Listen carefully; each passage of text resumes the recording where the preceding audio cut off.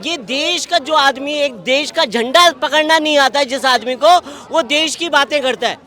ठीक है, तो कहने का मतलब ये खाली एक देश को कहते हैं ना, कांग्रेस से भी खतरनाक आदमी है ये। गुरु का सगा नहीं हुआ, वो इस देश का सगा होगा? कभी नहीं, वो इस देश का कभी सगा नहीं हो सकता। खालिस्तानों ने इन्हें सपोर्ट करा, कनाडा से इनको फंडिंग आई। तो देखिए ये खाली क्या है, इन्होंने खाली देश की छवि को खराब करने का जुम्बा ले रखा है कि फ्री की रेवड़ियां बांटने से देश का विकास नहीं होने वाला। उसी तरह से हमारा देश बर्बाद हो जाएगा जिस तरह से श्रीलंका बर्बाद हुआ है। तो हमें ये चाहिए कि सबसे पहले अपने देश को सुरक्षित करना चाहिए। फ्री के लेने से जाता कहाँ है वो? फ्री के केजरीवाल के घर से थोड़ी ना जा रहा है, हम ही लोगों के टैक्स के पैसे से जा रहा है। तो हमें ये समझना होगा कि हमें कहाँ जाना है। हमें फ्री की तरफ जाना है कि हमें देश के विकास की तरफ जाना है जी। 10th का रिजल्ट दिल्ली 15वें नंबर पे, कहाँ है शिक्षा? मोहल्ला क्लिनिक की बात, स्वास्थ्य की बात करते हैं जी।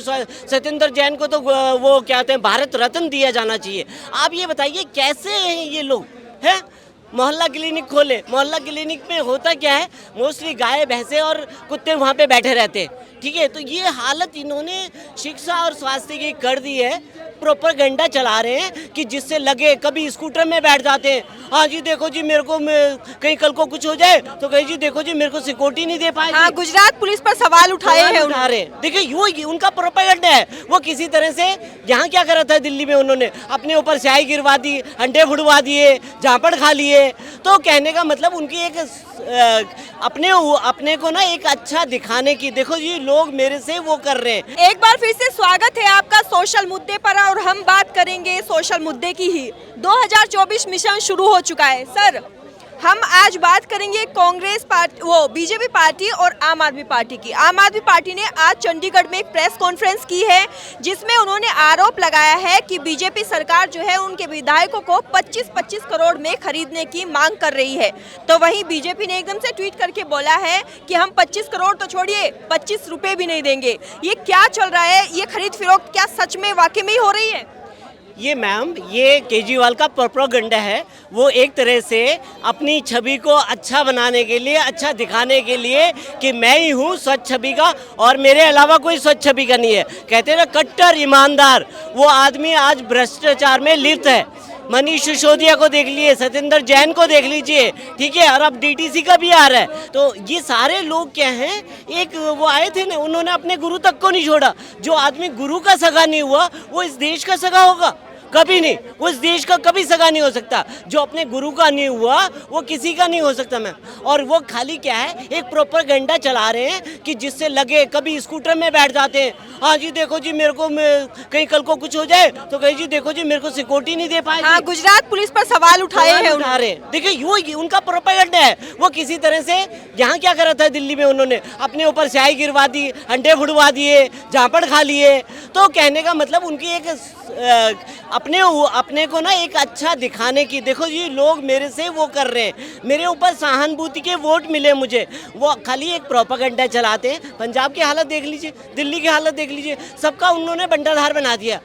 पंजाब से याद आया सर, कल ही एक वीडियो वायरल हुआ है पंजाब का, जिसमें एक महिला जो शादीशुदा है, उम्र होगी 25 से 27-28 साल के बीच की उम्र होगी, उस महिला ने ड्रग्स लिया है और वो वहाँ से हिल भी नहीं पा रही। यानी कि उड़ता पंजाब मूवी सभी ने देखी है। उड़ता पंजाब की हालत ऐसी हो गई, एक तरफ तो वो कह रहे हैं कि हम पंजाब की दशा दिशा दोनों बदल देंगे, दूसरी तरफ खुले आम तौर पर ड्रग्स लिए जा रहे हैं, शराब चल रही है। दिल्ली में शराब नीति लागू कर दी गई थी, इस सब पर आप क्या कहेंगे? देखिए ये केजरीवाल साहब का प्रोपेगेंडा होता है। पंजाब में जाते हैं जी मैं नशा मुक्त कर दूंगा। अभी आप ही ने उदाहरण दिया कि एक महिला ड्रग्स लेके हुए पकड़ी गई और साथ में उसे इतनी भी उसके अंदर हिम्मत थी वो खड़ी हो सके। तो कहने का मतलब इनका जो है, इन्होंने खाली लोगों की नब्जें टटोलनी शुरू कर दी हैं कि नब्जें यहाँ पे दबा दो और हम जीतते चले जाएंगे।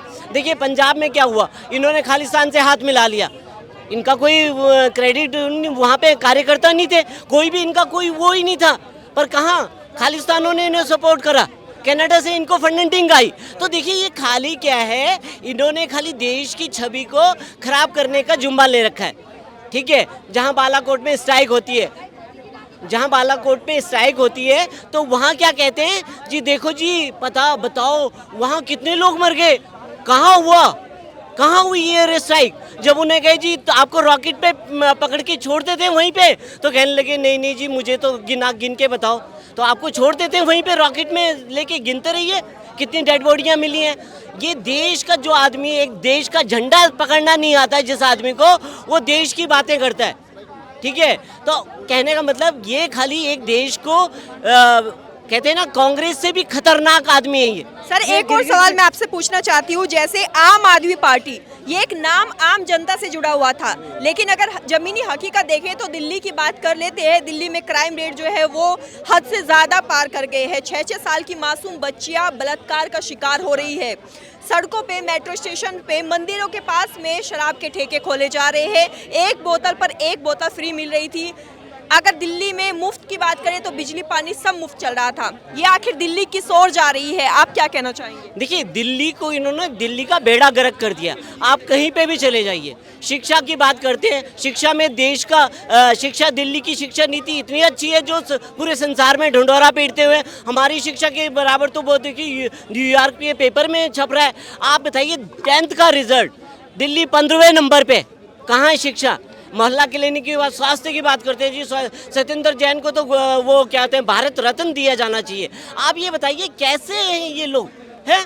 मोहल्ला क्लिनिक खोले, मोहल्ला क्लिनिक में होता क्या है, मोस्टली गाय भैंसे और कुत्ते वहाँ पे बैठे रहते हैं, ठीक है। तो ये हालत इन्होंने शिक्षा और स्वास्थ्य की कर दी है, जो इस तरह से इन्होंने एक तरह से बेड़ा गर्क करके रखा हुआ है। अच्छा, अब आए शराब नीति पे, 6 से 12% उस पर GST वो कर दिया।